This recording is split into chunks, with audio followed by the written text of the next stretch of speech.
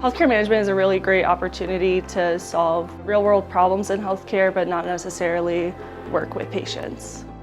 We have so many great professors who have real-world experience in healthcare management. They really do care about what you're interested in, what kind of career you want, and they really do try to find different opportunities for you, whether it's an internship or a full-time position.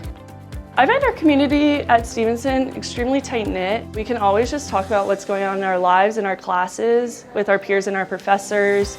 Our coursework is really relevant to the industry today. The case studies that we do in a lot of our healthcare management classes really open my eyes to how they can apply into the real world and how we can solve different problems using the skills that we learn in class.